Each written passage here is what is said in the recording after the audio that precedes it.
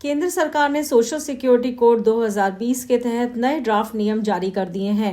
इन नियमों के तहत अब गिग वर्कर्स यानी लाखों डिलीवरी बॉयज, कैब ड्राइवर्स और फ्रीलांसर को भी हेल्थ इंश्योरेंस, लाइफ इंश्योरेंस और पर्सनल एक्सीडेंट कवर जैसी सुविधाएं मिल सकेंगी।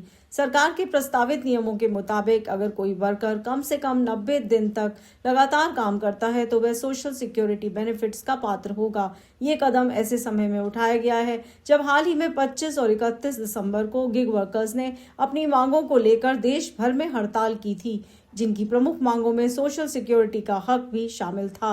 चलिए इस खबर को विस्तार से समझते हैं। स्विगी और जोमेटो जैसे प्लेटफॉर्म पर काम करने वाले गिग वर्कर्स को अब सोशल सिक्योरिटी बेनिफिट्स मिलने का रास्ता खुल गया है।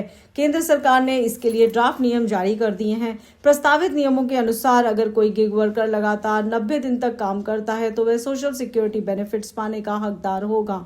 इन नियमों में वर्कर्स, मजदूरी, रोजगार के प्रकार, ग्रेच्युटी, बोनस और गिग वर्कर्स की सोशल सिक्योरिटी को परिभाषित किया गया है।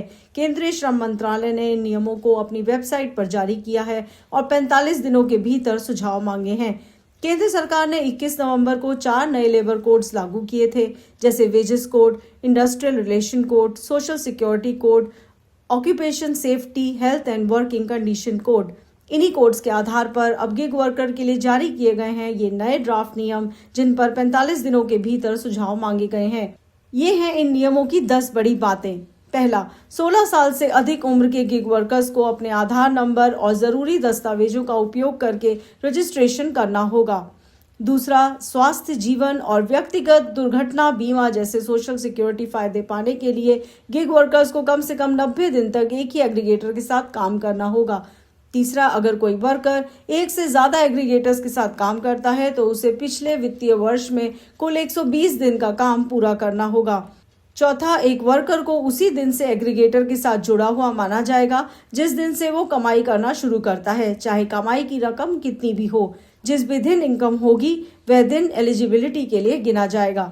अगर कोई वर्कर एक ही दिन में कई एग्रीगेटर्स के साथ काम करता है तो हर प्लेटफॉर्म को अलग अलग दिन माना जाएगा। यानी अगर कोई वर्कर एक दिन में 3 एग्रीगेटर्स के साथ काम करता है तो उसे 3 दिन गिना जाएगा। छठा, एग्रीगेटर्स को वर्कर्स की डिटेल्स एक सेंट्रल पोर्टल पर शेयर करनी होगी ताकि उनके लिए एक यूनिवर्सल अकाउंट नंबर या यूनिक आईडी बनाई जा सके। सातवां, हर योग्य रजिस्टर्ड वर्कर को एक आइडेंटिटी कार्ड दिया जाएगा जिसमें उसकी फोटो और जरूरी जानकारी होगी। ये कार्ड निर्धारित सेंट्रल पोर्टल से डाउनलोड किया जा सकेगा।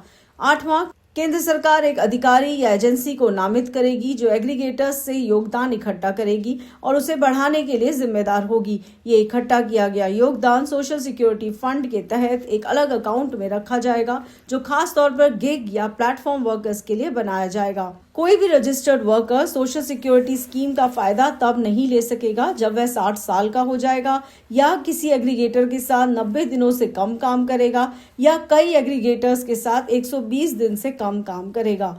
केंद्र सरकार राष्ट्रीय सामाजिक सुरक्षा बोर्ड में गिग और प्लेटफॉर्म वर्कर्स की अलग अलग श्रेणियों से 5 सदस्यों को रोटेशन के आधार पर नॉमिनेट करेगी। अनऑर्गेनाइज्ड वर्कर्स को अब केंद्र सरकार के ई श्रम पोर्टल पर अपना रजिस्ट्रेशन करवाना अनिवार्य होगा। रजिस्ट्रेशन के बाद हर वर्कर को एक डिजिटल आईडी कार्ड मिलेगा जिसमें उनकी फोटो और अन्य जरूरी जानकारी होगी। श्रम मंत्रालय ने पहले ही ई श्रम पोर्टल पर रजिस्ट्रेशन की प्रक्रिया शुरू कर दी है। यह पोर्टल अनऑर्गेनाइज्ड वर्कर्स के लिए एक नेशनल डेटाबेस की तरह काम करेगा। इस प्लेटफॉर्म के जरिए रजिस्टर्ड मजदूरों को न सिर्फ अपनी पहचान मिलेगी बल्कि वो सोशल सिक्योरिटी स्कीम्स का फायदा भी उठा सकेंगे। वर्कर्स को इस पोर्टल पर अपना पता, प्रोफेशन, मोबाइल नंबर, स्किल्स और दूसरी जानकारी नियमित रूप से अपडेट करनी होगी। ड्राफ्ट नियमों के अनुसार अगर कोई वर्कर अपनी जानकारी अपडेट नहीं करता है तो वह सोशल सिक्योरिटी बेनिफिट्स के लिए अयोग्य हो सकता है। अगर आपको ये वीडियो पसंद आई हो तो इसे लाइक करें, शेयर करें और चैनल को सब्सक्राइब करना ना भूलें।